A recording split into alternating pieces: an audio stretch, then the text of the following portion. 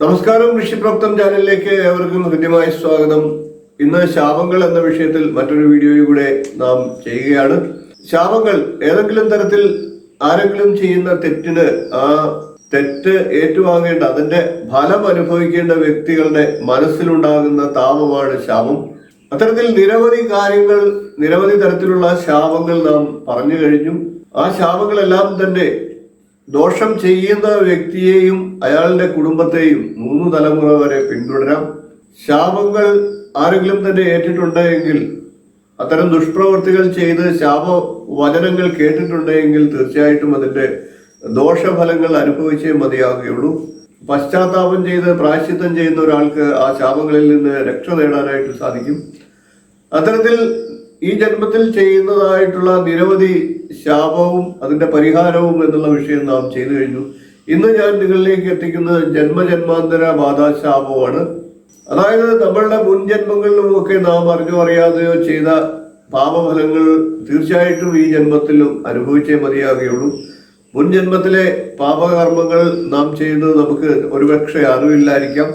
ഓരോരോ ദോഷങ്ങളും ദുരിതങ്ങളും മനസ്സിലാക്കിക്കൊണ്ട് ഏതെങ്കിലും തരത്തിൽ അത്തരം ജന്മജന്മാന്തര ബാധാശാപം ഉണ്ടായിട്ടുണ്ട് എന്ന് മനസ്സിലാക്കിക്കൊണ്ട് നമുക്ക് വേണ്ടതായിട്ടുള്ള പരിഹാരങ്ങളെ കാണുക.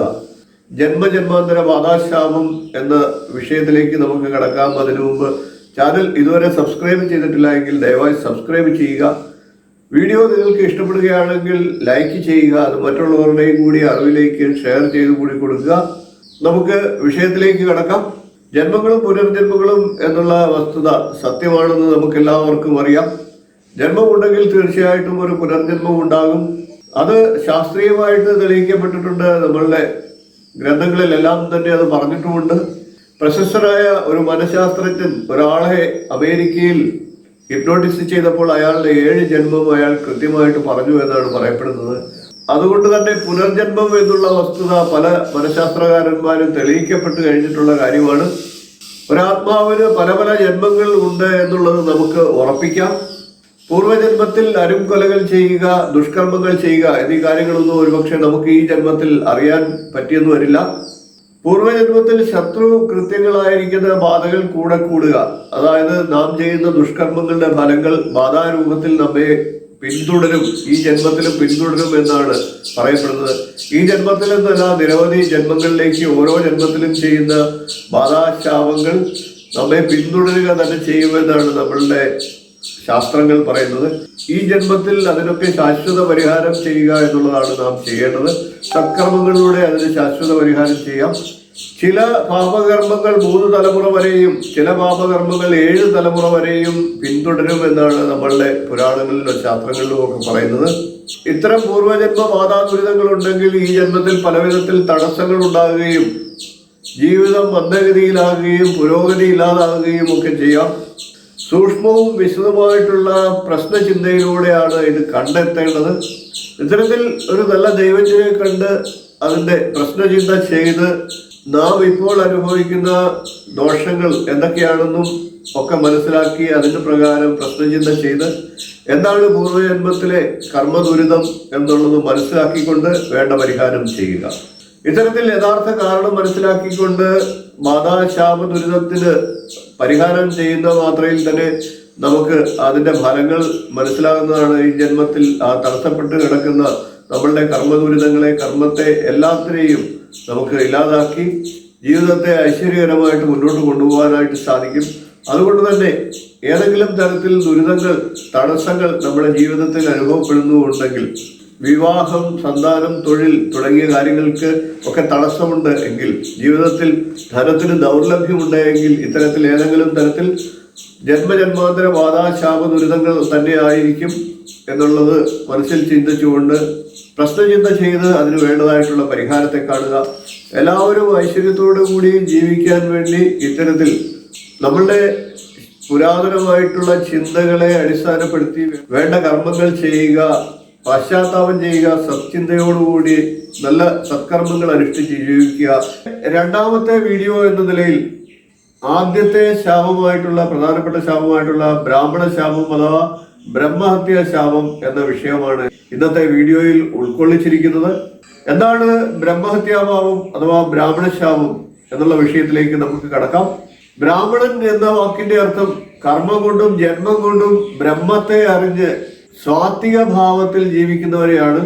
ബ്രഹ്മം എന്നാൽ ഈശ്വരൻ, ഈശ്വരനെ അറിഞ്ഞവർ, ഈശ്വരീയമായിട്ടുള്ള കർമ്മങ്ങൾ ചെയ്യുന്നവർ, അധ്യാപനം പോലെ ഉള്ള പ്രാധാന്യമുള്ള കർമ്മങ്ങൾ ചെയ്യുന്ന സ്വാത്വിക ജീവിതം നയിക്കുന്നവരും ഈ ഗണത്തിൽ നമുക്ക് പെടുത്താം.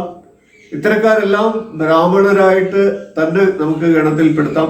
അതായത് കർമ്മം കൊണ്ടും ജന്മം കൊണ്ടും ഒക്കെ ബ്രഹ്മത്തെ അറിഞ്ഞവർ ബ്രാഹ്മണർ. അവരിൽ നിന്നുണ്ടാകുന്ന ശാപത്തെയാണ് ഇന്നത്തെ വീഡിയോയുടെ വിഷയമാക്കിയിരിക്കുന്നത്. ഒരു ആത്മാവിന് അഥവാ ഒരു ജീവന് 84 ലക്ഷം ജന്മങ്ങൾ ഉള്ളതായിട്ടാണ് നമ്മളുടെ ശാസ്ത്രങ്ങളിൽ പറയുന്നത്. ഇത്തരത്തിൽ 84 ലക്ഷം ജന്മങ്ങൾ ഉള്ളതിൽ ഏറ്റവും അവസാനത്തെ ജന്മമായിട്ടാണ് ബ്രാഹ്മണ ജന്മത്തെ പറയുന്നത്. അഥവാ ബ്രാഹ്മണ ജന്മം കഴിഞ്ഞാൽ മോക്ഷപ്രാപ്തി എന്നുള്ളതാണ് അതിന്റെ അർത്ഥം. ഭഗവത് സേവ നടത്തി അഥവാ ഭഗവത് കാര്യങ്ങൾ മറ്റുള്ളവർക്ക് പറഞ്ഞു നൽകി ഭഗവാന്റെ സവിധത്തിലേക്ക് എത്തിച്ചേരുക എന്നുള്ളതാണ് ബ്രാഹ്മണ ജന്മത്തിന്റെ ഉദ്ദേശം. ഇത്തരത്തിൽ ബ്രാഹ്മണരായിട്ടുള്ള വ്യക്തികളുടെ മനസ്സിനെ വ്യസനിപ്പിക്കുന്ന അല്ലെങ്കിൽ വേദനിപ്പിക്കുന്ന കാര്യങ്ങൾ പ്രവൃത്തിയിലോ വാക്കിലോ ഒക്കെ ചെയ്യുമ്പോഴാണ് ബ്രാഹ്മണ ശാപം ഉണ്ടാകുന്നത്. അവര് പ്രത്യക്ഷത്തിൽ പറഞ്ഞ് ശപിക്കണമെന്നില്ല. അവരുടെ മനസ്സിലുണ്ടാകുന്ന താപങ്ങളും ശാപവാക്കുകളായിട്ട് അല്ലെങ്കിൽ ശാപ ദുരിതങ്ങളായിട്ട് മാറുമെന്ന് കഴിഞ്ഞ ദിവസം ഞാൻ പറഞ്ഞിരുന്നു. ബ്രാഹ്മണ ശാപം 3 തലമുറ വരെ നമ്മെ പിന്തുടരുമെന്നാണ് നമ്മളുടെ പുരാണങ്ങളിൽ പറയുന്നത്. ബ്രാഹ്മണ ശാപത്തിലും കാഠിന്യമുള്ള ദോഷമായിട്ടാണ് ബ്രഹ്മഹത്യാപാപത്തെ പറയുന്നത്. അതായത് ബ്രാഹ്മണരായിട്ടുള്ള ബ്രഹ്മത്തെ അറിഞ്ഞിട്ടുള്ള ജനങ്ങളെ ആരെയെങ്കിലും അറിഞ്ഞോ അറിയാതെയോ ഒക്കെ ജീവഹാനി സംഭവിക്കാൻ കാരണമായിട്ടുണ്ടെങ്കിൽ അത് ഏറ്റവും വലിയ പാപമായിട്ടാണ് പറയപ്പെടുന്നത്. സ്വാത്വികമായിട്ടുള്ള ആരെയെങ്കിലും ഇത്തരത്തിൽ അകാരണമായിട്ട് ഹനിക്കുക അഥവാ ജീവഹാനി ഉണ്ടാക്കുമ്പോൾ വളരെയധികം ദുരിതങ്ങളും അല്ലെങ്കിൽ ഏറ്റവും വലിയ പാപമായിട്ട് അത് കരുതപ്പെടുന്നു. അറിയാതെ ഇത്തരത്തിൽ സംഭവിച്ചിട്ടുണ്ടെങ്കിൽ 41 ദിവസത്തിനകം നാരായണ ബലി നൽകി ആ പരേതാത്മാവിനെ തൃപ്തിപ്പെടുത്തുക എന്നുള്ളതാണ് നമ്മളുടെ പുരാണങ്ങളിൽ പറഞ്ഞിട്ടുള്ളത്. 41 ദിവസത്തിനകം നാരായണ ബലി നൽകി വേണ്ട പൂജകർമ്മങ്ങൾ ചെയ്തില്ല എങ്കിൽ ഈ പരേതാത്മാവിന്റെ ആത്മാവ് ബ്രഹ്മരക്ഷസായിട്ട് മാറുമെന്നാണ് പറയപ്പെടുന്നത്. അങ്ങനെ ഉണ്ടാകുന്ന പക്ഷം ഇത് കൊന്നയാളെയും കൊല്ലിച്ചയാളെയും ആ കുടുംബങ്ങളെയും ഒക്കെ 7 തലമുറ വരെ വേട്ടയാടുമെന്നാണ് പറയുന്നത്. അതുകൊണ്ട് തന്നെയാണ് നമ്മളുടെയൊക്കെ കുടുംബക്ഷേത്രങ്ങളിലുമൊക്കെ ബ്രഹ്മരക്ഷസ് എന്നുള്ള ഒരു സംരക്ഷണ ദേവതയെ നാം ഒക്കെ പ്രതീക്ഷിക്കുന്നത്. അതൊരു സങ്കല്പമാണ്. ഏതൊരു ശാപത്തിനും ഏതൊരു ദുരിതത്തിനും അതിന് പരിഹാരവും ഉണ്ടെന്ന് തന്നെയാണ് നമ്മളുടെ ശാസ്ത്രങ്ങൾ പറയുന്നത്. ഇത്തരത്തിൽ പരിഹാരങ്ങളെ ചെയ്തുകൊണ്ട് ഈ ദോഷ ദുരിതങ്ങളൊക്കെ ഇല്ലാതാക്കുക, പശ്ചാത്താപമാണ് ഏറ്റവും വലിയ പ്രായശ്ചിത്തം. അതുകൊണ്ട് തന്നെ ഏതെങ്കിലും തരത്തിൽ ഇത്തരം ശാപങ്ങൾ നിങ്ങൾക്ക് ഏറ്റിട്ടുണ്ട് എങ്കിൽ അതിന് വേണ്ട പശ്ചാത്താപം ആദ്യം ചെയ്തതിന് ശേഷം വേണ്ട പരിഹാരങ്ങളിലേക്ക് കടക്കുക. ദേവപ്രീതി വരുത്തി ശാപമോക്ഷത്തിന്റെ അല്ലെങ്കിൽ ശാപങ്ങളുടെ ദോഷത്തെ നമുക്ക് ഇല്ലാതാക്കാൻ സാധിക്കുന്നതാണ്. ഗോദാനം, ഗോമൂല്യദാനം, ഭൂദാനം, കാലുകഴുകിച്ചൂട്ട് എന്നിവയാണ് ബ്രഹ്മഹത്യാപാപത്തിന് ബ്രാഹ്മണ ശാപത്തിന് പരിഹാരമായിട്ട് നമ്മളുടെ പുരാണങ്ങളിൽ പറഞ്ഞിട്ടുള്ളത്. ഇതുകൂടാതെ സുദർശന ഹോമം നടത്തി സ്വർണ്ണ പ്രതിമയിൽ ബ്രഹ്മരക്ഷസിനെ ആവാഹിച്ച് ക്ഷേത്ര സമർപ്പണം നടത്തുക എന്നും പരിഹാരമായിട്ട് പറയുന്നുണ്ട്. ക്ഷേത്ര സമർപ്പണം നടത്തുകയോ അല്ലെങ്കിൽ പ്രതിഷ്ഠയായിട്ട് നടത്തുകയോ ഒക്കെ ചെയ്യാം. ഗായത്രി ഹോമവും വിവിധ ദാനങ്ങളും ഒക്കെ ഈ ദോഷത്തിന് ബ്രഹ്മഹത്യാപാപത്തിനും ബ്രാഹ്മണ ശാപത്തിനും ഒക്കെ ദോഷപരിഹാരമായിട്ട് പറയുന്നുണ്ട്. ഇത്തരത്തിൽ അറിഞ്ഞോ അറിയാതെയോ അബദ്ധമായിട്ടോ ഒക്കെ എന്തെങ്കിലും തരത്തിലുള്ള ബ്രാഹ്മണ ശാപമോ ബ്രഹ്മഹത്യാപാപമോ ഒക്കെ സംഭവിച്ചിട്ടുണ്ടെങ്കിൽ ഇതിൽ ഏതെങ്കിലും തരത്തിലുള്ള പശ്ചാത്താപവും പ്രായശ്ചിത്തവും ചെയ്യുക. നല്ലൊരു ദൈവജ്ഞനെ കണ്ട് എന്താണ് ദോഷം എന്ന് മനസ്സിലാക്കി പ്രശ്നവിധി പ്രകാരം വേണ്ടതായിട്ടുള്ള പരിഹാരത്തെ ചെയ്തുകൊണ്ടാൽ നമുക്ക് തീർച്ചയായിട്ടും ആ ദോഷത്തിൽ നിന്ന് നമുക്ക് രക്ഷ നേടാനായിട്ട് സാധിക്കും. കൂടാതെ ആ ദോഷത്തിൽ നിന്നുണ്ടാകുന്ന ദുരിതങ്ങളെ ഇല്ലാതാക്കി നമ്മളുടെ ജീവിതം ഐശ്വര്യപ്രദമാക്കാൻ സാധിക്കും. ഇന്നത്തെ വീഡിയോയിലെ വിഷയം ശാപങ്ങളിലെ പ്രധാനമായിട്ടുള്ള സ്ത്രീ ശാപം എന്ന വിഷയമാണ്. ഏതെങ്കിലും വ്യക്തിക്ക് സ്ത്രീ ശാപം ഉണ്ടായിട്ടുണ്ടെങ്കിൽ അത് 3 തലമുറ വരെ നിൽക്കും. ആ വ്യക്തിയെയും 3 തലമുറയിലുള്ള കുടുംബത്തിലെ ജനങ്ങളെയും ഒക്കെ അത് ബാധിക്കും എന്നാണ് പറയുന്നത്. സ്ത്രീ ഹത്യ നടത്തുക, വിവാഹ വാഗ്ദാനം നൽകിയിട്ട് വഞ്ചിക്കുക, ധനത്തിന്റെ പേരിൽ സ്ത്രീയെ മാനസികമായിട്ട് ബുദ്ധിമുട്ടിക്കുക, മറ്റേതെങ്കിലും തരത്തിൽ അവർക്ക് മനോവിഷമം ഉണ്ടാക്കുന്ന രീതിയിലുള്ള പ്രവൃത്തികൾ ചെയ്യുക. ഇത്തരത്തിൽ നിരവധി കാരണങ്ങളാൽ സ്ത്രീ ശാപം ഏൽക്കാം. പുറമെ ശാപവാക്കുകൾ ചൊരിഞ്ഞിട്ടില്ല എങ്കിൽ പോലും ആ മനസ്സിന്റെ വേദന ശാപമായിട്ട് മാറി ആ ഏൽക്കുന്ന വ്യക്തിയെയും പ്രവർത്തി ചെയ്ത വ്യക്തിയെയും അവരുടെ കുടുംബത്തെയും മൊത്തമായിട്ട് അത് ബാധിക്കാം. ഇത് കലികാലമാണ്. കലികാലത്തിൽ ഇത്തരത്തിൽ തെറ്റ് നടന്നിട്ടുണ്ടെങ്കിൽ തന്നെ, തെറ്റ് ചെയ്തിട്ടുണ്ടെങ്കിൽ പോലും അവരാരും സമ്മതിക്കത്തില്ല. എന്നാൽ ശരിയായിട്ടുള്ള പ്രായശ്ചിത്തം എന്ന് പറയുന്നത് തെറ്റ് അംഗീകരിക്കുകയും അത് തിരുത്തുകയും പശ്ചാത്താപം ചെയ്യുകയും തെറ്റ് തെറ്റായിട്ട് മനസ്സിലാക്കുകയും ചെയ്യുക എന്നുള്ളതാണ് ആദ്യമായിട്ട് ചെയ്യേണ്ടത്. ഭാരതീയ ജ്യോതിഷപ്രകാരമുള്ള പരിഹാരങ്ങൾ പിന്നീട് ചെയ്യുക എന്നുള്ളതാണ്. അതായത് തെറ്റ് മനസ്സിലാക്കി അത് തിരുത്തിക്കൊണ്ട് വേണ്ടതായിട്ടുള്ള പരിഹാരങ്ങളെ ചെയ്യുക. ഇത്തരത്തിൽ ദോഷം സംഭവിച്ചിട്ടുണ്ട് എങ്കിൽ, സ്ത്രീശാപം സംഭവിച്ചിട്ടുണ്ടെങ്കിൽ ആ വ്യക്തിക്കോ ആ വ്യക്തിയുടെ പിൻതലമുറക്കാർക്കോ കുടുംബത്തിലെ മറ്റുള്ളവർക്കോ ഒക്കെ നിരവധി ദോഷങ്ങൾ ഉണ്ടാകാം. കുടുംബ സ്വസ്ഥതക്കുറവ്, കുടുംബത്തിൽ കലഹം, വിവാഹ തടസ്സങ്ങൾ തുടങ്ങി നിരവധി പ്രശ്നങ്ങൾ ഉണ്ടാകാം. ഇത്തരത്തിൽ പ്രശ്നങ്ങൾ ഉണ്ടാകുമ്പോൾ സ്ത്രീശാപം മൂലമാണ് ഈ പ്രശ്നങ്ങൾ ഉണ്ടായിട്ടുള്ളത് എങ്കിൽ അതിന് വേണ്ടതായിട്ടുള്ള പരിഹാരത്തെ ചെയ്യുക എന്നുള്ളതാണ് ചെയ്യേണ്ടത്. പരിഹാരം ചെയ്യാത്ത പക്ഷം തീർച്ചയായിട്ടും ഈ ദുരിതങ്ങളെയൊക്കെ ദോഷങ്ങളെയൊക്കെ ആ കുടുംബം അനുഭവിക്കേണ്ടി വരും. വിവാഹം കഴിഞ്ഞിട്ടും ബന്ധം സുഖകരമല്ലാത്ത രീതിയിൽ പോവുക, ബന്ധം വേർപെടേണ്ടി വരിക, സന്താനങ്ങളുടെ ദുരിതം, ഇതെല്ലാമാണ് ഈ കാര്യങ്ങളുടെ ഈ ദോഷത്തിന്റെ ഫലം. ജ്യോതിഷപ്രകാരം എന്താണ് ഇതിന്റെ പ്രായശ്ചിത്തം ചെയ്യേണ്ടത് എന്ന് നോക്കാം. സ്ത്രീശാപം മൂലമുണ്ടാകുന്ന ദോഷങ്ങൾക്ക് സ്ത്രീ പ്രതിമ വെള്ളിയിലോ സ്വർണത്തിലോ നമ്മളുടെ സാമ്പത്തിക സ്ഥിതി അനുസരിച്ച് നിർമ്മിച്ച് ആ ദോഷത്തെ ആവാഹിച്ച് ക്ഷേത്ര സമർപ്പണം ചെയ്യുക എന്നുള്ളതാണ് ചെയ്യേണ്ടത്. സ്ത്രീ പ്രതിമയ്ക്ക് പകരം വെള്ളിത്താലിയിലോ സ്വർണ്ണത്താലിയിലോ ആവാഹിച്ച് ക്ഷേത്ര സമർപ്പണം നൽകാവുന്നതാണ്. ഇതുകൂടാതെ നിർധനയായ ഒരു സ്ത്രീക്ക് നാരീപൂജ ചെയ്ത് വേണ്ടതായിട്ടുള്ള ആഹാര ഭക്ഷണ സാധനങ്ങൾ നൽകുക, തൃപ്തിപ്പെടുത്തുക എന്നുള്ളതാണ്. അന്നവസ്ത്രാദി ദക്ഷിണ നൽകി ആ സ്ത്രീയെ തൃപ്തിപ്പെടുത്തുക, ഇതാണ് ചെയ്യേണ്ടതായിട്ടുള്ള പരിഹാരം. ഇത്തരം സ്ത്രീശാപം ഉണ്ടെങ്കിൽ നമുക്ക് മനസ്സിലാക്കുകയാണെങ്കിൽ അത് ആവശ്യമെങ്കിൽ ഒരു വിദഗ്ധനായിട്ടുള്ള ദൈവജ്ഞനെ കണ്ട് അതിന്റെ ദോഷപരിഹാരത്തെ കണ്ടെത്താവുന്നതാണ്. അല്ലാത്ത പക്ഷം ആദ്യം പശ്ചാത്താപം ഉണ്ടാകുക, തെറ്റ് ആവർത്തിക്കില്ല എന്ന് മനസ്സിൽ കുറിക്കുക, അതിനുശേഷം ജ്യോതിഷ വിധിപ്രകാരമുള്ള പരിഹാരങ്ങളെ ചെയ്യുക. അതിൽ ഒന്നാമതായിട്ട് സ്ത്രീ പ്രതിമയോ സ്വർണ്ണത്താലിയോ അല്ലെങ്കിൽ വെള്ളിത്താലിയോ നിർമ്മിച്ച് അതിൽ ആ ശാപദോഷത്തെ ആവാഹിച്ച് ക്ഷേത്ര സമർപ്പണം നടത്തുക. അതിനുശേഷം ഒരു നിർധനയായ യുക്തയായ, അതായത് സ്വാത്വികയായിട്ടുള്ള ഒരു സ്ത്രീയെ കണ്ടെത്തി ആ സ്ത്രീക്ക് അന്നവസ്ത്രാദി ദക്ഷിണ നൽകി തൃപ്തിപ്പെടുത്തുക എന്നുള്ളതാണ് ചെയ്യേണ്ടത്. നാരീപൂജ ചെയ്ത് സന്തോഷിപ്പിക്കുക കൂടി ചെയ്താൽ പൂർണ്ണ ദോഷങ്ങളെയും നമുക്ക് ഇല്ലാതാക്കാനായിട്ട് സാധിക്കും. നമ്മളുടെ മനസ്സിലെ അഹങ്കാരത്തെ ഇല്ലാതാക്കുക എന്നുള്ളതാണ് ആ നാരീപൂജയിലൂടെ നാം ഉദ്ദേശിക്കുന്നത്. എത്ര നാര്യസ്തു പൂജിന്തേ തത്ര രമന്തേ ദേവതാഹ എന്നാണ് നമ്മളുടെ മനുസ്മൃതിയിൽ പറഞ്ഞിട്ടുള്ളത്. നാരീപൂജ ചെയ്യുമ്പോൾ ആ ദോഷത്തെ ഇല്ലാതാകുന്നതാണ്. ഇത്തരത്തിൽ ശാപങ്ങളിൽ ഏറ്റവും പ്രധാനപ്പെട്ട രണ്ടാമത്തെ ശാപമായിട്ടാണ് നാരീശാപത്തെ അഥവാ സ്ത്രീശാപത്തെ കണക്കാക്കുന്നത്. ആ സ്ത്രീശാപം ഉണ്ടായാൽ ചെയ്യേണ്ടതായിട്ടുള്ള ദോഷപരിഹാരത്തെയും നമുക്ക് ദോഷങ്ങൾ എന്തെല്ലാം അനുഭവിക്കും എന്നുള്ള വിഷയമാണ് നാം പ്രതിപാദിച്ചത്. ഇന്നത്തെ വിഷയം ബാലശാപം എന്നുള്ള വിഷയമാണ്. ശാപങ്ങൾ ഓരോ വ്യക്തിയുടെയും ജീവിതത്തിൽ നിരവധിയായിട്ടുള്ള ദുരിതങ്ങൾ, ദോഷങ്ങളൊക്കെ ഉണ്ടാക്കും. ഏതെങ്കിലും തരത്തിൽ ശാപങ്ങൾ നമുക്ക് ലഭിച്ചിട്ടുണ്ടെങ്കിൽ ആ ശാപങ്ങൾക്ക് ദോഷപരിഹാരം എത്രയും പെട്ടെന്ന് ചെയ്യുക. എന്നാൽ മാത്രമേ നമുക്ക് ആ ദോഷങ്ങളിൽ നിന്ന് മുക്തരായിട്ട് ജീവിതത്തെ നല്ല രീതിയിൽ മുന്നോട്ട് കൊണ്ടുപോകാനായിട്ട് കഴിയും. അല്ലാത്ത പക്ഷം ഓരോ ശാപങ്ങൾക്കും അനുസരിച്ചുള്ള ദുരിതങ്ങളും ദുഃഖങ്ങളും ഒക്കെ നമുക്ക് അനുഭവിക്കേണ്ടതായിട്ട് വരും. മനസ്സിന്റെ താപമാണ് ശാപമായിട്ട് പരിണമിക്കുക. ആ പരിണാമത്തിൽ നിന്ന് വളരെയേറെ ദുരിതങ്ങൾ നമുക്ക് ലഭിക്കുന്നതിന് കാരണമാകും. ഇത്തരത്തിൽ ഏതെങ്കിലും തരത്തിൽ ശാപങ്ങൾ ഉണ്ടായിട്ടുണ്ടെങ്കിൽ ആ ശാപങ്ങൾ നമുക്ക് ബോധ്യമാകുന്ന സ്ഥിതിക്ക് അതിനുവേണ്ട പരിഹാരം ചെയ്യുക. നമുക്ക് ദോഷങ്ങളും ദുരിതങ്ങളും ഒക്കെ ഉണ്ടാകുന്നുണ്ടെങ്കിൽ ഏതെങ്കിലും തരത്തിൽ ഇത്തരത്തിൽ ശാപം നമ്മളുടെ ജന്മത്തിൽ ഉണ്ടായിട്ടുണ്ടാകാം. നമുക്ക് അത് മനസ്സിലാകുന്നില്ല എങ്കിൽ ഒരു നല്ല ദൈവജ്ഞനെ കൊണ്ട് പ്രശ്നചിന്ത ചെയ്ത് അതെന്താണെന്ന് മനസ്സിലാക്കി അതിന് വേണ്ട പരിഹാരങ്ങൾ ചെയ്യുക.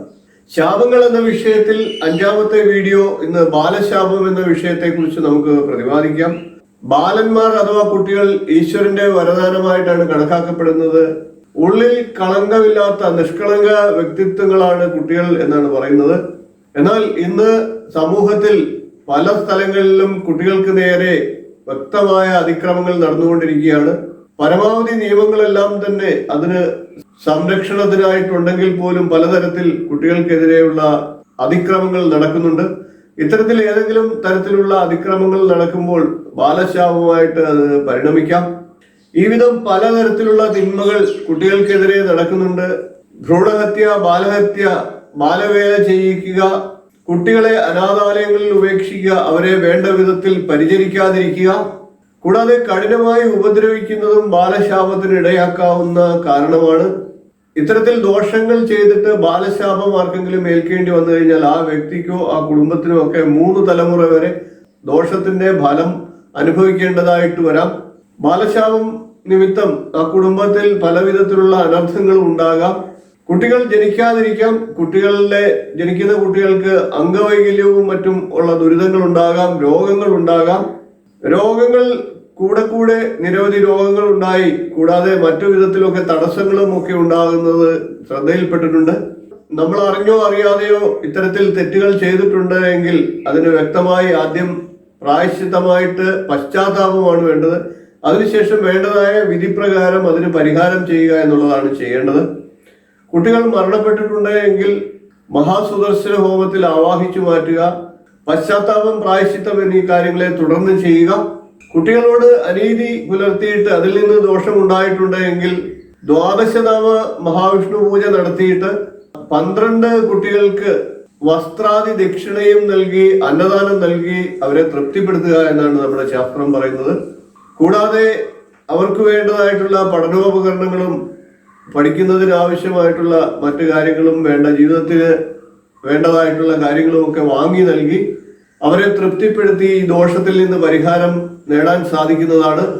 അതായത് ബാലശാപത്തിന് പരിഹാരമായിട്ട് 12 കുട്ടികൾക്ക് അന്നദാനവും വസ്ത്രാദി ദക്ഷിണയും ഒക്കെ നൽകി കൂടാതെ പഠനോപകരണങ്ങൾ വാങ്ങി നൽകുക എന്നീ കാര്യങ്ങൾ ചെയ്തുകൊണ്ട് നമുക്ക് ഈ ദോഷത്തിൽ നിന്ന് രക്ഷപ്പെടാനായിട്ട് സാധിക്കും.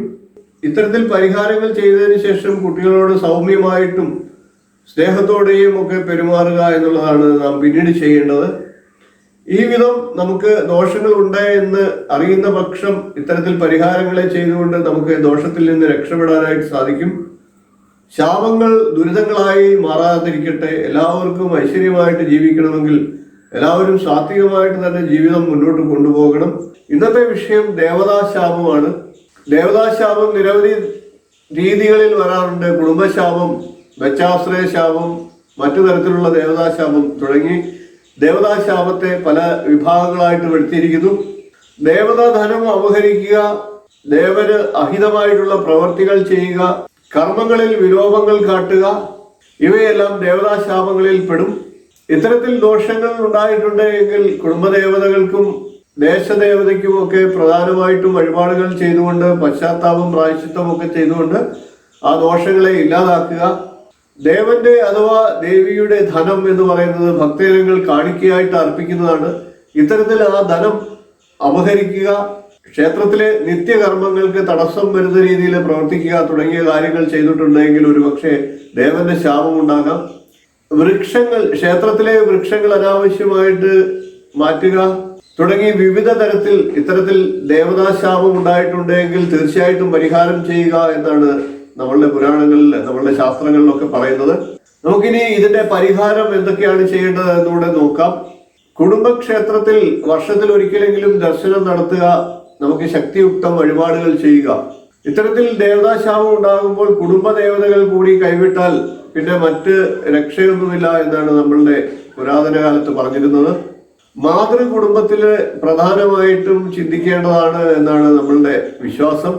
കുടുംബദേവതാശാപത്തിന് 3 വെറ്റില, 1 പാക്ക്, 11 നാണയം എന്നിവ ചേർത്തിട്ട് ക്ഷേത്രനടയിൽ സമർപ്പിച്ച് സമസ്ത അപരാധവും പറഞ്ഞ് നടയിൽ നമസ്കരിച്ച് വഴിപാടാണ് മുടക്കിയതെങ്കിൽ ആ വഴിപാടിന് രസീത് എഴുതുക.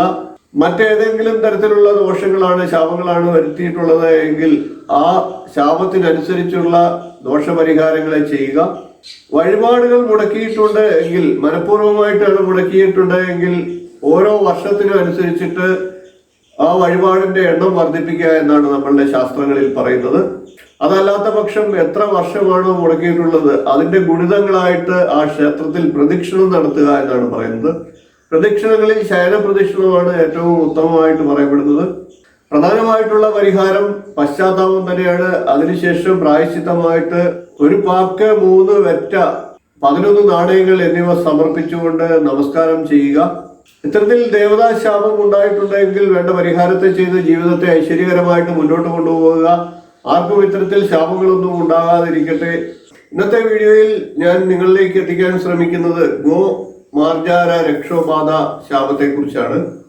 ഏതൊരു ജീവിക്കും നമ്മളെ പോലെ തന്നെ ഈ ഭൂമിയിൽ ജീവിക്കാനുള്ള അവസരമുണ്ട്. അതില്ലാതാക്കുന്ന രീതിയിൽ അറിഞ്ഞോ അറിയാതെയോ മറ്റൊരു ജീവിയെ കൊല്ലുമ്പോൾ അതിന്റെ ആത്മാവിന്റെ താപം ശാപമായിട്ട് മാറുകയും ആ കൊല്ലുന്ന ആളിന്റെ കുടുംബത്തെയും അദ്ദേഹത്തെയും ഒക്കെ വളരെയധികം ദുരിതത്തിൽ അത് ആഴ്ത്തുകയും ഒക്കെ ചെയ്യാം. ഇത്തരത്തിൽ പ്രധാനപ്പെട്ട 2 മൃഗങ്ങളാണ് മാർജാരവും ഗോവും. അതായത് പശുവും പൂച്ചയും താന്ത്രിക വിഭാഗത്തിൽ തന്നെ രക്ഷോബാധയായിട്ട് തന്നെ പറഞ്ഞിരിക്കുന്നു. പശുവും പൂച്ചയും മരിച്ചതിന് ശേഷം മാർജാര രക്ഷസായിട്ട് മാറുന്നതായിട്ടാണ് പറയപ്പെടുന്നത്.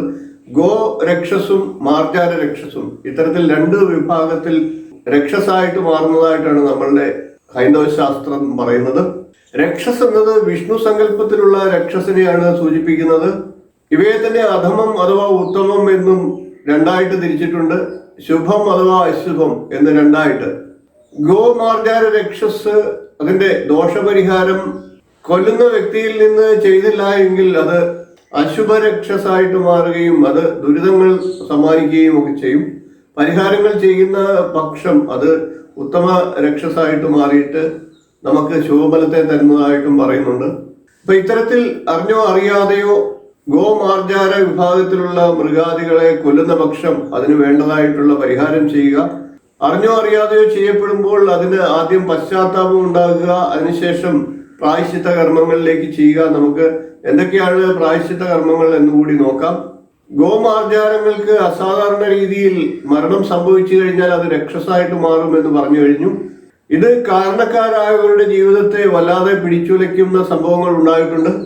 കലഹങ്ങളും കഷ്ടപ്പാടുകളും ഐശ്വര്യമില്ലായ്മയും ദുരിതങ്ങളും ഒക്കെ ഉണ്ടാകാറുണ്ട്. ഇതിനെ ഹത്യ ചെയ്യുക അഥവാ കയ്യബദ്ധത്തിൽ കൂടിയാണെങ്കിൽ പോലും അത് തെറ്റായിട്ടാണ് പറയപ്പെടുന്നത്. അതിന് വേണ്ടതായിട്ടുള്ള പരിഹാരം ചെയ്യുക. നമുക്കിനി ആ പരിഹാരത്തിലേക്ക് ഒന്ന് കിടക്കാം. ഓരോ ജീവിക്കും ജീവിക്കാനുള്ള അവകാശത്തെയാണ് ഇത് തടസ്സപ്പെടുത്തുന്നത്. അതുകൊണ്ട് തന്നെ അവരുടെ ആ വ്യക്തിയുടെ കർമ്മ മേഖലയെ തന്നെ അത് കാര്യമായിട്ട് ബാധിച്ചേക്കാം. ഇതിന് പരിഹാരമായിട്ട് നമ്മളുടെ ശാസ്ത്രങ്ങളിൽ പറയുന്നത് വിഷ്ണു പൂജ നടത്തി ഗോരക്ഷസിനെ ഗോപ്രതിമയിൽ ആവാഹിച്ച് വേണ്ടതായിട്ടുള്ള പരിഹാരം ചെയ്യുക എന്നുള്ളതാണ്. മാർജാര രക്ഷസിനെ മാർജാര പ്രതിമയിൽ ആവാഹിച്ചുകൊണ്ട് വേണ്ട പരിഹാരങ്ങൾ ചെയ്യുക. ഗോരക്ഷസിനെ ഗോപ്രതിമയിലും മാർജാര രക്ഷസിനെ മാർജാര പ്രതിമയിലും ആവാഹിച്ച് മാറ്റി ദുരിതശാന്തി ചെയ്യുക. ആർക്കെങ്കിലും ഇത്തരത്തിൽ കയ്യബദ്ധത്തിൽ ഇങ്ങനെ ഉണ്ടായിട്ടുണ്ട് എങ്കിൽ ആ ശാപ ദുരിതങ്ങൾ ജീവിതത്തിലും കുടുംബത്തിലും കുടുംബാംഗങ്ങൾക്കും ഒക്കെ ഉണ്ടാകാതിരിക്കാനായിട്ട് ഈ ഒരു പരിഹാര മാർഗത്തെ ചെയ്ത് മുന്നോട്ട് പോവുക. ഇന്നത്തെ വീഡിയോയുടെ വിഷയം ക്രയവിക്രയ ശാപം എന്നുള്ളതാണ്. ലോകം ആരംഭിച്ച കാലം മുതൽ ക്രയവിക്രയങ്ങൾ ഉണ്ടായിട്ടുണ്ട്. കൊടുക്കൽ വാങ്ങലുകൾ ഇല്ലാതെ ഈ ലോകത്തിന് തന്നെ നിലനിൽപ്പില്ല. പണം അഥവാ നാം പ്രത്യക്ഷത്തിൽ കാണുന്ന ധനത്തെ കണ്ടെത്തുന്നതിന് മുമ്പ് തന്നെ ക്രയവിക്രയം ആരംഭിച്ചിരുന്നു. ബാർട്ടർ സംവിധാനം അഥവാ ഓരോരോ സാധനങ്ങൾ അങ്ങോട്ടും ഇങ്ങോട്ടും കൈമാറി എനിക്ക് ആവശ്യമുള്ള സാധനം മറ്റൊരാളിൽ നിന്ന് വാങ്ങിക്കുകയും എൻ്റെ കയ്യിലുള്ള സാധനം അവർക്ക് എത്തിച്ചു കൊടുക്കുകയും ഒക്കെ ചെയ്ത് ക്രയവിക്രയം പണ്ട് മുതലേ നടത്തിയിരുന്നു. അത്തരം ക്രയവിക്രയം നടത്തുമ്പോൾ അതിൽ എന്തെങ്കിലും തരത്തിലുള്ള ശാപ ദുരിതങ്ങൾ ഉണ്ടാകുകയാണെങ്കിൽ ആ ശാപ ദുരിതമാണ് ബ്രാഹ്മണ ശാപവും സ്ത്രീ ശാപവും കഴിഞ്ഞതിന് ശേഷം ഏറ്റവും പ്രധാന ദോഷമായിട്ട് കരുതുന്നത്. ക്രയവിക്രയങ്ങളിൽ കൃത്രിമം കാണിച്ചോ അല്ലെങ്കിൽ ചതിവിൽപ്പെടുത്തിയോ ഒക്കെ ഉണ്ടാകുന്ന അങ്ങനെയുള്ളവർക്ക് ലഭിക്കുന്നതായിട്ടുള്ള ശാപത്തെയാണ് ക്രയവിക്രയ ശാപം എന്ന് പറയുന്നത്. ഇത്തരത്തിൽ ക്രയവിക്രയ ശാപം ലഭിക്കുന്നവർ ആരും തന്നെ അത് തുടർന്ന് പറയാനോ അല്ലെങ്കിൽ അത് തെറ്റാണെന്ന് സമ്മതിക്കാനോ താല്പര്യപ്പെടില്ല.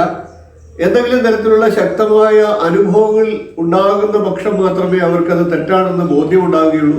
നാം നിരവധി ശാപങ്ങളെ കുറിച്ച് പറഞ്ഞിരുന്നു ആദ്യത്തെ വീഡിയോയിൽ. അതിൽ തന്നെ ബ്രാഹ്മണ ശാപവും സ്ത്രീ ശാപവും കഴിഞ്ഞാൽ ഏറ്റവും പ്രധാനപ്പെട്ട ശാപം തന്നെയാണ് ക്രയവിക്രയ ശാപം എന്ന് പറയുന്നുണ്ട്. നമ്മളുടെ ആവശ്യങ്ങൾക്കായിട്ട് ഒരു വസ്തു വാങ്ങിക്കുമ്പോൾ അതിൽ കൃത്രിമത്വം കാണിക്കുന്ന ഏറ്റവും ദോഷകരമായിട്ടുള്ള കർമ്മമാണ്. സത്യസന്ധമായിട്ട് ക്രയവിക്രയം നടത്തുന്നവർ ഇന്നത്തെ കാലത്ത് വളരെ കുറവാണ്. അസത്യമാർഗത്തിൽ ക്രയവിക്രയം നടത്തുന്നവർ ഒരിക്കലും അവരുടെ ദോഷങ്ങളില്ലാതിരിക്കുന്ന സമയത്ത് അവർ തെറ്റിനെ കുറിച്ച് ബോധ്യവാന്മാരല്ല. അല്ലെങ്കിൽ അറിഞ്ഞാൽ തന്നെ അത് താല്പര്യമില്ലാത്ത രീതിയിൽ എങ്ങനെയും പണം സമ്പാദിക്കുക എന്നുള്ള മാർഗത്തിൽ ആ ക്രയവിക്രയ ദോഷങ്ങൾ അല്ലെങ്കിൽ തെറ്റുകൾ ആവർത്തിച്ചുകൊണ്ടിരിക്കുക. ബലപ്രയോഗത്തിലൂടെ ഏതെങ്കിലും ഒരു സാധനം, വസ്തുവോ അല്ലെങ്കിൽ സാധന സാമഗ്രികളോ ഒക്കെ കരസ്ഥമാക്കുക, യഥാർത്ഥ വില നൽകാതെ കബളിപ്പിച്ചു വാങ്ങുക, അല്ലെങ്കിൽ ഏതെങ്കിലും തരത്തിൽ സമ്മർദ്ദങ്ങളിൽപ്പെടുത്തി അവരിൽ നിന്ന് ഇത്തരം എന്തെങ്കിലും സാധന സാമഗ്രികളോ വസ്തുവകകളോ ഒക്കെ കരസ്ഥമാക്കുക, ഭക്ഷണ സാധനങ്ങളിലും മറ്റും കൃത്രിമത്വം കാണിക്കുക. ഇന്നത്തെ കാലത്ത് അത്തരം ദോഷങ്ങൾ ചെയ്യുന്നവരുടെ എണ്ണം വളരെ അധികമാണ്. ഭക്ഷണ സാധനങ്ങളിൽ സർവത്ര മായം കലർത്തിക്കൊണ്ടാണ് ഇന്നത്തെ പല കാര്യങ്ങളും നടക്കുന്നത്. അതൊക്കെ ആ വ്യക്തിക്കും ചെയ്യുന്ന വ്യക്തിക്കും അവരുടെ 7 തലമുറയിൽപ്പെട്ട കുടുംബങ്ങൾക്കുമൊക്കെ ദോഷദുരിതമായിട്ട് ശാപദുരിതമായിട്ട് മാറാതെ നിൽക്കും. തെറ്റ് ചെയ്യുന്ന കാലത്ത് അവർക്ക് അനുഭവം ഉണ്ടാകാത്ത പക്ഷം അവരാരും തന്നെ അതിനെക്കുറിച്ച് ചിന്തിക്കത്തില്ല. പക്ഷെ അനുഭവത്തിൽ എത്തുമ്പോൾ മാത്രമാണ് ഈ തെറ്റായിരുന്നു എന്ന് മനസ്സിലാക്കുകയും അതിന് പരിഹാരം ചെയ്യണമെന്ന് ഉദ്ദേശിക്കുകയും ചെയ്തത്. ഇത്തരത്തിൽ പരിഹാരം ചെയ്യണം എന്ന് ഉദ്ദേശിക്കുന്നവർക്ക് വേണ്ടിയിട്ടാണ് ഈ വീഡിയോ തയ്യാറാക്കുന്നത്. അല്ലാതുള്ളവർക്ക് ഈ വീഡിയോ അല്ലെങ്കിൽ നമ്മുടെ ഈ വിഷയം ബാധകമേ അല്ല. ശാപം ഉണ്ടായി, അത്തരം ഒരു ശാപദുരിതം ഉണ്ടായി അവർക്കത് ബോധ്യം വന്നു എങ്കിൽ പോലും പശ്ചാത്താപവും പ്രായശ്ചിത്വവും ചെയ്യാതെ ആ വ്യക്തിയെയും അല്ലെങ്കിൽ അവരുടെ കുടുംബ അംഗങ്ങളെയും 7 തലമുറ വരെ ആ ശാപങ്ങൾ വിട്ടൊഴിയാതെ നിൽക്കുമെന്നുള്ളതാണ് സത്യമായിട്ടുള്ള കാര്യം. ശാപം ഉണ്ടായി കഴിയുമ്പോൾ തടസ്സങ്ങൾ വർദ്ധിക്കും, രോഗദുരിതങ്ങൾ വർദ്ധിക്കും, കുടുംബാംഗങ്ങളുടെയും മറ്റും വിവാഹ തടസ്സങ്ങളും തൊഴിൽ തടസ്സങ്ങളും ഒക്കെ വർദ്ധിക്കുന്നതാണ്. കഠിനമായിട്ടുള്ള രോഗങ്ങളാൽ ആ കുടുംബം വലയുന്നതാണ്. അതുകൊണ്ട് തന്നെ ക്രയവിക്രയ ശാപം ഏറ്റവും പ്രധാനപ്പെട്ട ഒരു ശാപമായിട്ട് തന്നെയാണ് കരുതപ്പെടുന്നത്.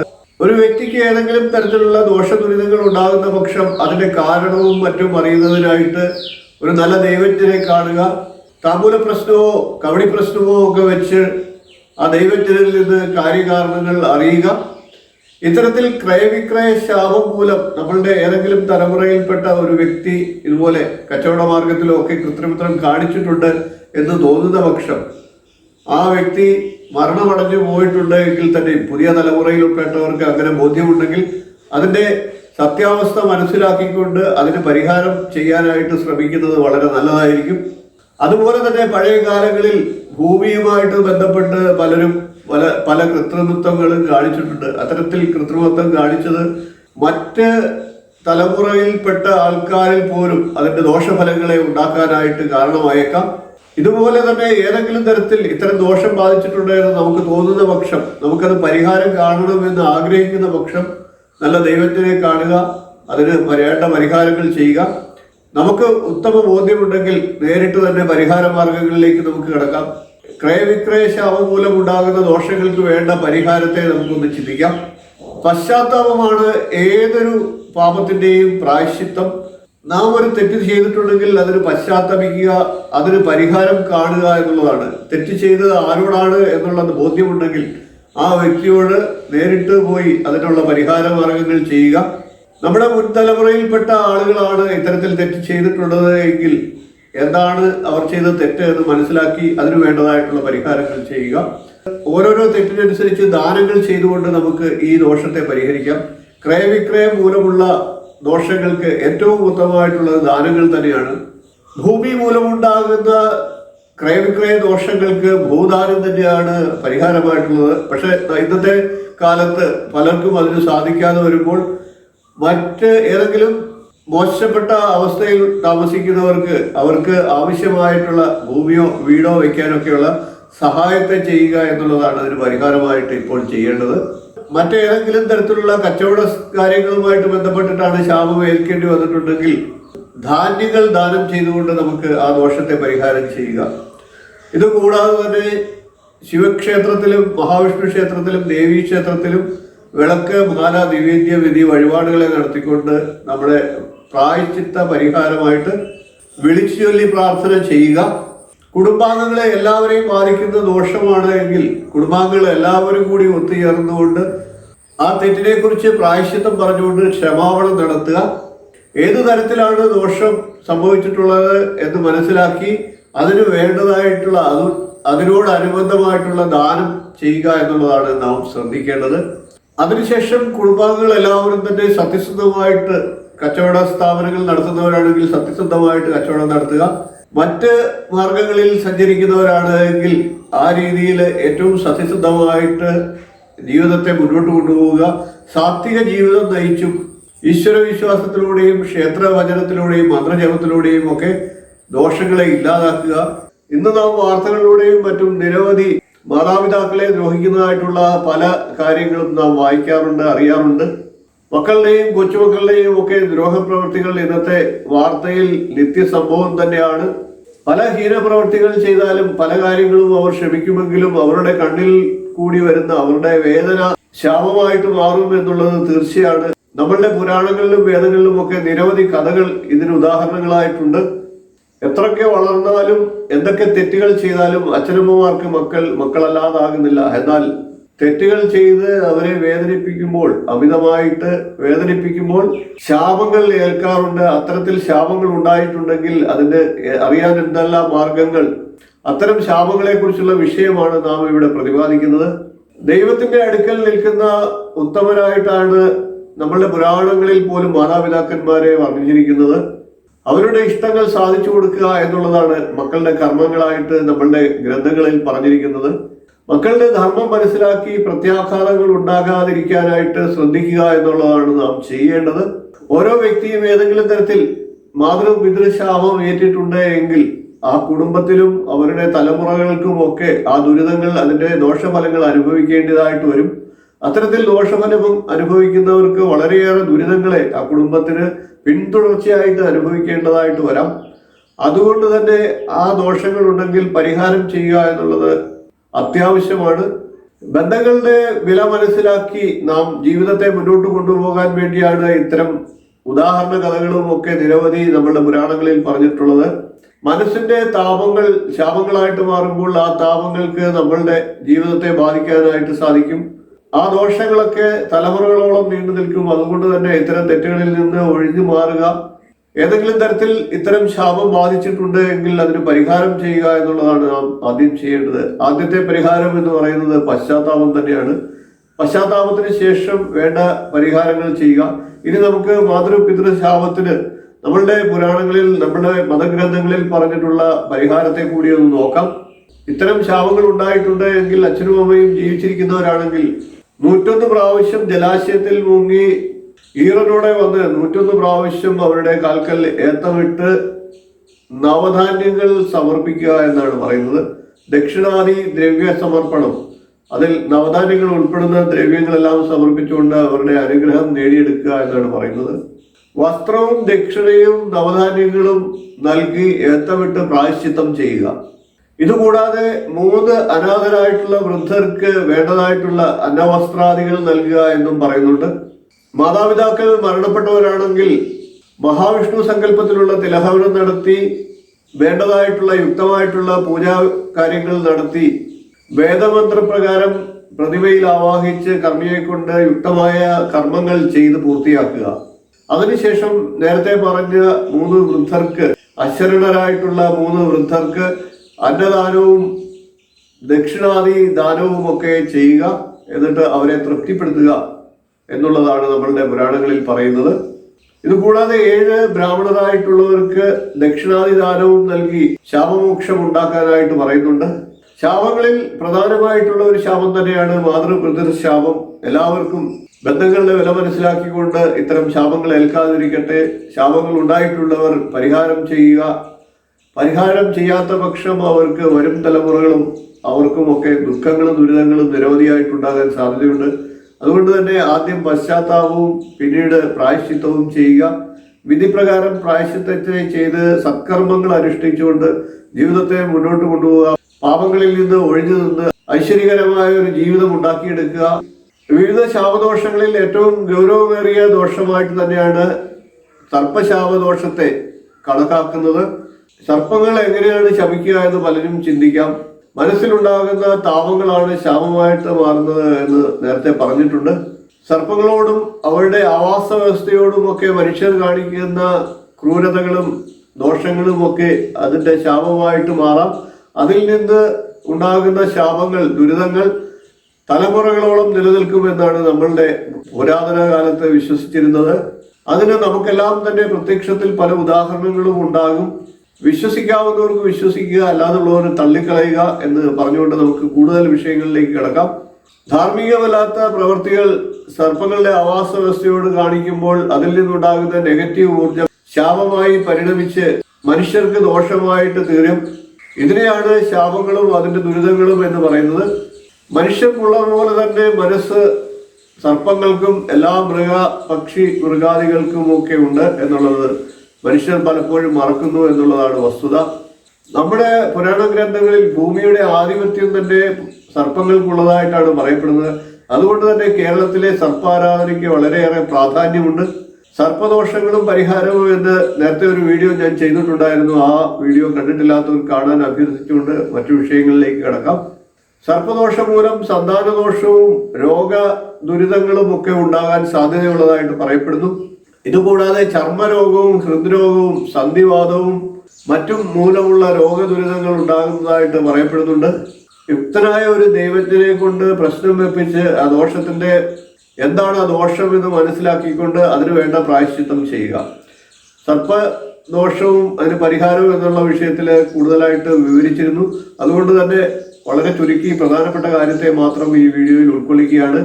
സർപ്പശാപത്തിന് പ്രായശ്ചിത്തം ചെയ്തതിനു ശേഷം ഈ വേണ്ട രോഗങ്ങളാണെങ്കിൽ അതിന് ചികിത്സിച്ചാൽ അതിന് ഫലശുദ്ധി ഉണ്ടാകുന്നതായിട്ട് കാണുന്നു.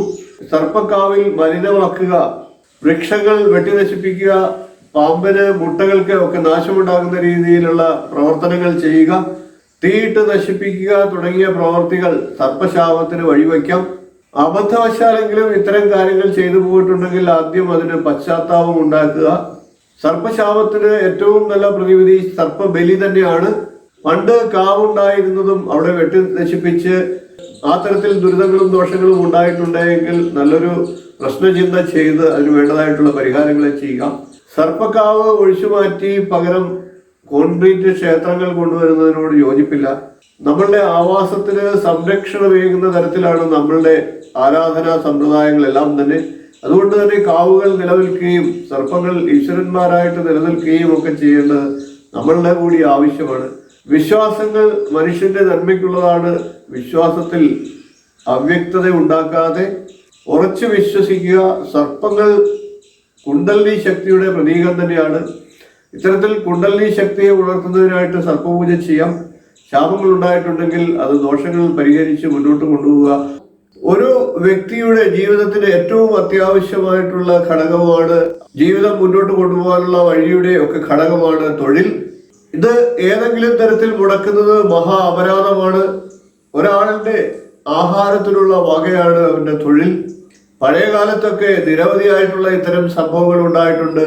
മറ്റുള്ളവരോട് വിരോധം വെച്ച് പുലർത്തി അവരുടെ തൊഴിൽ മുടക്കുന്ന സംഭവങ്ങൾ ഉണ്ടായിട്ടുണ്ട്. ഇന്നത്തെ കാലത്തും നിരവധി പേർ ഇത്തരത്തിൽ തൊഴിൽ മുടക്കുന്നതിനും മറ്റുമായിട്ട് ശ്രദ്ധ ചെലുത്തുകയും ശത്രുതയോടുകൂടി പെരുമാറുകയും ഒക്കെ ചെയ്യുന്നത് നമുക്കറിയാം. ഇത്തരത്തിൽ തൊഴിൽ വഴി അന്നം മുടക്കുന്ന ശാപങ്ങൾ ഏറ്റിട്ടുണ്ടെങ്കിൽ അയാൾക്കും അല്ലെങ്കിൽ ആ കുടുംബത്തിലെ ഏതെങ്കിലും അംഗങ്ങൾക്കൊക്കെ ഇത്തരത്തിൽ തന്നെ പകരമായിട്ട് തൊഴിൽ നഷ്ടപ്പെടുകയും അതുവഴി ആഹാരമാർഗം തടസ്സപ്പെടുകയും ഒക്കെ ചെയ്യുന്ന അതിന്റെ വിപരീത ഫലത്തെ അനുഭവിക്കേണ്ടതായിട്ട് വരും. അത് തീർച്ചയായിട്ടുള്ള കാര്യമാണ്. ദൈവഹിതമായിട്ട് തന്നെയാണ് അതിനെ പറയുന്നത്. ഇങ്ങനെ ഏതെങ്കിലും തരത്തിൽ തൊഴിൽ മുടക്കി അന്നം നഷ്ടപ്പെടുത്തിയിട്ടുണ്ടെങ്കിൽ ഈ വീഡിയോ കാണുന്ന വ്യക്തികൾക്ക് തീർച്ചയായിട്ടും അതിൻ്റെതായിട്ടുള്ള പരിഹാരത്തെ പറഞ്ഞു കൊടുക്കുക, അല്ലെങ്കിൽ സ്വയം അങ്ങനെ ചെയ്തിട്ടുണ്ടെങ്കിൽ അത് പരിഹാരം ചെയ്യുക എന്നുള്ള ഉദ്ദേശത്തോടു കൂടിയാണ് നാം ഈ വീഡിയോ തയ്യാറാക്കുന്നത്. ഒരാളെയെങ്കിലും നമുക്ക് നേർവഴിക്ക് നയിക്കാനായാൽ അത് ഏറ്റവും വലിയ നല്ല കാര്യമാണ്. അതുകൊണ്ട് തന്നെ അത്തരത്തിൽ ആരെങ്കിലും തന്നെ ചെയ്തിട്ടുണ്ടെങ്കിൽ ആദ്യം വേണ്ടത് പശ്ചാത്താപമാണ്. അതിനുശേഷം പ്രായശ്ചിത്ത കർമ്മങ്ങളെ ചെയ്യുക. ശാപം ഉണ്ട് എന്ന പോലെ തന്നെ ശാപമോക്ഷവുമുണ്ട്. എങ്ങനെയാണ് ആ ശാപം ലഭിച്ചത് എന്ന് മനസ്സിലാക്കിക്കൊണ്ട് അതിന് വേണ്ടതായിട്ടുള്ള കാര്യങ്ങളെ ചെയ്യുക. കുറ്റബോധത്തോടുകൂടി അതിന് പ്രായശ്ചിത്തം ചെയ്യുക. കഴിവതും അങ്ങനെയുള്ള ദുഷ്കർമ്മങ്ങൾ ചെയ്യാതിരിക്കുക. അഥവാ ചെയ്തിട്ടുണ്ടെങ്കിൽ അതിന് പ്രായശ്ചിത്തം ചെയ്യുക. കളങ്കമില്ലാത്ത മനസ്സിൽ നിന്ന് വീഴുന്ന അല്ലെങ്കിൽ വേദനയോടുകൂടി വീഴുന്ന ഓരോ നൊമ്പരങ്ങളും മനസ്സിന്റെ വേദനകളും അത് ആയിരം ശാപങ്ങളായിട്ട് പരിണമിക്കും.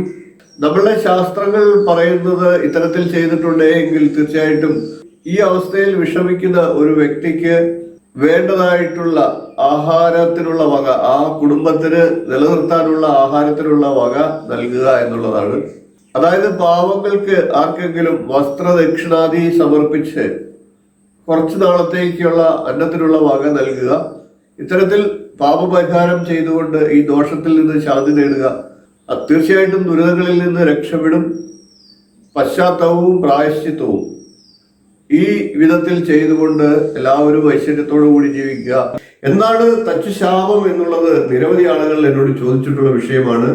നമുക്ക് ഈ വിഷയത്തെ ഒന്ന് പരിചയപ്പെടാം. ഒരു ഗ്രഹം നിർമ്മിക്കാൻ ഉദ്ദേശിക്കുമ്പോൾ അതിനാദ്യമായിട്ട് നാം ഒരു നല്ല സ്ഥപതിയെ കണ്ടെത്തുക എന്നുള്ളതാണ് ചെയ്യേണ്ടത്.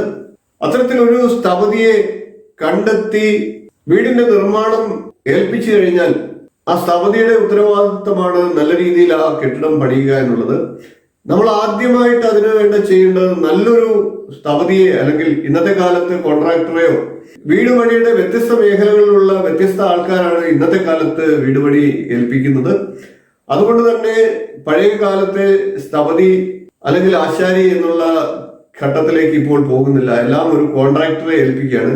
അതുകൊണ്ട് ആദ്യം നാം ചെയ്യേണ്ടത് ഒരു നല്ല പ്രവർത്തന പരിചയമുള്ള സത്യസന്ധനായിട്ടുള്ള ഒരു കോൺട്രാക്ടറെ ജോലി ഏൽപ്പിക്കുക എന്നുള്ളതാണ്. അത്തരത്തിൽ ഏൽപ്പിക്കുന്ന മേസ്ത്രി അല്ലെങ്കിൽ കോൺട്രാക്ടറെ നമുക്ക് സുപരിചിതനാണോ, അദ്ദേഹത്തിന് ജോലി അറിയാവുന്നയാളാണോ, അദ്ദേഹം സത്യസന്ധനാണോ എന്നെല്ലാം ചിന്തിച്ച് നല്ല തീരുമാനമെടുത്തതിനു ശേഷം വേണം ആ പണി ഏൽപ്പിക്കാനായിട്ട്. അതുകൂടാതെ കൃത്യനിഷ്ഠത, സത്യസന്ധത ഇതെല്ലാം മനസ്സിലാക്കിക്കൊണ്ട് വേണം ജോലി ഏൽപ്പിക്കാൻ. ഇത്തരത്തിൽ നമ്മളിൽ നിന്ന് ജോലി ഏറ്റെടുക്കുന്ന വ്യക്തിയെ നമുക്ക് സ്ഥപതി എന്ന് തന്നെ വിളിക്കാം. നാമൊക്കെ അശ്രദ്ധയോടെ ആരെയെങ്കിലും ഒക്കെ ജോലി ഏൽപ്പിച്ചതിന് ശേഷം പിന്നീട് ജോലിയിൽ വ്യക്തമായിട്ടുള്ള കാര്യങ്ങൾ ഉഴപ്പ് കാണിക്കുകയും നമ്മുടെ താല്പര്യങ്ങൾക്ക് വിരുദ്ധമായിട്ടും അല്ലെങ്കിൽ നമുക്ക് സാമ്പത്തികമായിട്ട് അനാവശ്യമായിട്ടുള്ള ചെലവ് ചെയ്യുന്ന രീതിയിലേക്കുമൊക്കെ സ്ഥപതിയുടെ പ്രവർത്തനം പോകുന്ന പക്ഷം ഗ്രഹനാഥനുമായിട്ട് ചിലപ്പോൾ വാക്കുതർക്കങ്ങളൊക്കെ ഉണ്ടായേക്കാം. അങ്ങനെ നമുക്ക് ഇഷ്ടക്കേടുണ്ടാകുമ്പോൾ സ്ഥപതിയെ ഒഴിവാക്കേണ്ടി വരുമ്പോൾ ആ വ്യക്തിക്കുണ്ടാകുന്ന മനസ്താപത്തിനാണ് തച്ചുശാപം എന്ന് പറയുന്നത്. അതുകൊണ്ട് തന്നെ നാം ഒരു തെരഞ്ഞെടുപ്പ് നടത്തുമ്പോൾ അത് വ്യക്തമായിട്ട് ആലോചിച്ച് ചെയ്യുക. ഇങ്ങനെയുള്ള ശാപങ്ങൾ ഉണ്ടാകാതെ ഇരിക്കുന്നതിന് വേണ്ടതായിട്ടുള്ള ശ്രദ്ധ കൊടുക്കുക. പണസംബന്ധമായിട്ടുള്ള കാര്യങ്ങളിൽ തർക്കമോ വഴക്കമോ കലഹമോ ഒക്കെ ഉണ്ടാകേണ്ടി വരിക. ചില അഭിപ്രായ വ്യത്യാസങ്ങൾ കൊണ്ട് പണിക്കാരെയൊക്കെ ചിലപ്പോൾ പ്രഹരിക്കേണ്ടി വരുന്ന സാഹചര്യവും ചില സ്ഥലങ്ങളിലൊക്കെ ഉണ്ടായിട്ടുണ്ട്. കൂടാതെ പണി ഏൽപ്പിച്ചതിന് ശേഷം പണം കൃത്യമായിട്ട് കൊടുക്കാതെ വരിക. മറ്റേതെങ്കിലും തരത്തിൽ മാനസികമായിട്ടോ ശാരീരികമായിട്ടോ സ്ഥപതിയെ ബുദ്ധിമുട്ടിക്കുക. സ്ഥപതിയിൽ നിന്ന് ഇതേപോലെ നമുക്ക് ബുദ്ധിമുട്ടുണ്ടാകുമ്പോൾ അയാളെ മാറ്റേണ്ടി വരിക. ഇതെല്ലാം തന്നെ തച്ചുശാപത്തിന് കാരണമാകുന്നതാണ്. അങ്ങനെയുള്ള കാര്യങ്ങൾ ഉണ്ടാകാതിരിക്കാൻ മുൻകൂട്ടി ഈ അറിവ് നിങ്ങളിലേക്ക് ഞാൻ എത്തിക്കുകയാണ്. ഇനി നമുക്ക് തച്ചുശാപത്തിന്റെ ഫലം ഒന്ന് നോക്കാം. ഏത് കാരണം കൊണ്ടായാലും സ്ഥപതി എന്നുള്ളത് ഒരു വിശ്വകർമാവിന്റെ പ്രതിനിധിയായിട്ടാണ് നമ്മളുടെ ശാസ്ത്രങ്ങൾ കാണുന്നത്. അതുകൊണ്ട് തന്നെ ചിലപ്പോൾ ആ വ്യക്തിയുടെ കുറ്റം കൊണ്ടാണെങ്കിൽ പോലും ആ ശാപം ചിലപ്പോൾ ഇതൊക്കെ നമ്മളുടെ ജീവിതത്തിൽ ദുരിതങ്ങൾ ഉണ്ടാക്കിയേക്കാം. ഐശ്വര്യക്ഷയം, നാശം, കലഹം, ഭയം, രോഗം, സന്താന ദുരിതം, ശാന്തിക്ഷയം, പുത്രദുഃഖം തുടങ്ങിയ കാര്യങ്ങളൊക്കെ ഫലങ്ങളൊക്കെ തച്ചുശാപം മൂലം ഉണ്ടാകാറുണ്ട്. എല്ലാവിധത്തിലും സന്തോഷവും സംതൃപ്തിയും സ്ഥപതിക്ക് ഉണ്ടാകണം എന്നുള്ള ഉറപ്പ് ഗ്രഹനാഥൻ വരുത്തേണ്ടതാണ്. അത് തന്നെയാണ് തച്ചുശാപം ഉണ്ടാകാതിരിക്കാനുള്ള ഏക മാർഗം. അതുകൊണ്ട് തന്നെ ആദ്യം തന്നെ നല്ല രീതിയിൽ പഠിച്ച് കാര്യങ്ങൾ ഏൽപ്പിക്കുക. അതിനുശേഷം പിന്നീട് ഒരു കലഹത്തിനോ ഒക്കെ പരമാവധി അതിൽ നിന്നൊക്കെ ഒഴിഞ്ഞു നിൽക്കുക. തച്ചുശാപം ഏൽക്കാതെ നോക്കുക. തച്ചുശാപം വളരെയേറെ ജീവിതത്തിൽ ദുരിതങ്ങൾ ഉണ്ടാക്കുന്നതാണ്. തെറ്റ് ആരുടെ ഭാഗത്താണെങ്കിലും ഇത് വിശ്വകർമ്മീയം എന്നുള്ള വിശ്വകർമാവിന്റെ പ്രതിനിധി എന്നുള്ള നിലയിൽ ഈ ശാസ്ത്രത്തെ നാം മാനിക്കേണ്ടതുണ്ട്. അതുകൊണ്ട് തന്നെ തെറ്റുകൾ സംഭവിക്കാതിരിക്കാൻ ഒരിക്കൽ കൂടി ശ്രദ്ധിക്കണം എന്ന് ഓർമ്മിപ്പിച്ചുകൊണ്ട് ഇന്നത്തെ വീഡിയോ ഞാൻ നിർത്തുകയാണ്. ഇനിയും കൂടുതൽ നല്ല വീഡിയോകളുമായി വീണ്ടും ഞാൻ നിങ്ങളിലേക്ക് എത്തുന്നതാണ്. നമുക്ക് അടുത്ത വീഡിയോയിൽ കാണുന്നതുവരെ നന്ദി, നമസ്കാരം.